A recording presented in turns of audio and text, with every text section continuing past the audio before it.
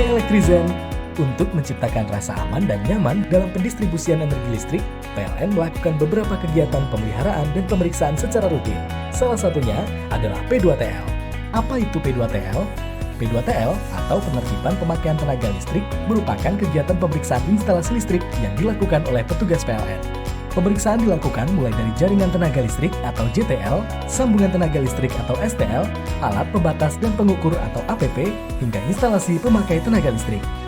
Kegiatan yang dilakukan di seluruh Indonesia ini secara teknis bertujuan untuk memastikan bahwa instalasi listrik yang melayani pelanggan terpasang sesuai standar dan berfungsi dengan baik. Elektrizen, yuk kenali petugas resmi P2TL. Dan ini dia, ciri petugas P2TL resmi dari PLN. Berpakaian dinas dengan identitas perusahaan, memakai tanda pengenal yang berinformasikan nama dan nomor ID petugas, dilengkapi dengan surat tugas resmi, tidak meminta uang atau imbalan dalam bentuk apapun. Yuk, kita lihat apa saja sih yang dikerjakan oleh petugas P2TL. Sebelum melakukan pemeriksaan, petugas P2TL akan terlebih dahulu menjelaskan maksud serta tujuan pelaksanaan P2TL kepada pelanggan, meminta pelanggan mendampingi selama pemeriksaan berlangsung, memperhatikan keamanan instalasi ketenagalistrikan dan keselamatan umum saat melakukan pemeriksaan dan pengambilan barang bukti, memberikan berita acara pemeriksaan atau BAP dan meminta tanda tangan pelanggan. Kemudian, dalam melaksanakan tugasnya sesuai Peraturan Direksi PLN Nomor 0028-Dir-2023 tentang penertiban pemakaian tenaga listrik, di mana petugas lapangan P2TL terdiri dari pejabat dan petugas PLN yang melaksanakan pemeriksaan di lapangan, memiliki tugas sebagai berikut: memeriksa JTL atau jaringan tenaga listrik, STL atau sambungan tenaga listrik, APP atau alat pembatas dan pengukur, perlengkapan APP, dan instalasi pemakai tenaga listrik untuk menertibkan pemakaian tenaga listrik.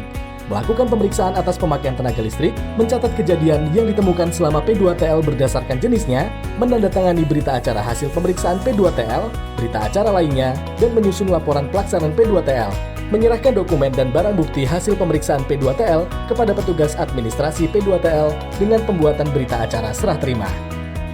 Berikut jenis-jenis pelanggaran P2TL.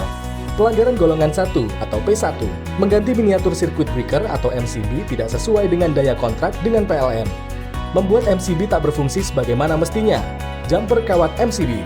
Pelanggaran golongan 2, P2, mengotak-atik atau merusak segel KWH meter. Merusak KWH meter. Pelanggaran golongan 3, P3, menyambung listrik secara ilegal atau mencantol listrik, menyambung langsung pada instalasi yang terdapat pada ID pelanggan PLN, menyambung langsung listrik tanpa pengukuran dan pembatas. Pelanggaran golongan 4, P4, mencantol listrik untuk pembangunan rumah, penerangan pesta, atau penerangan pasar malam secara ilegal. Berikut tips agar terhindar dari pelanggaran P2TL.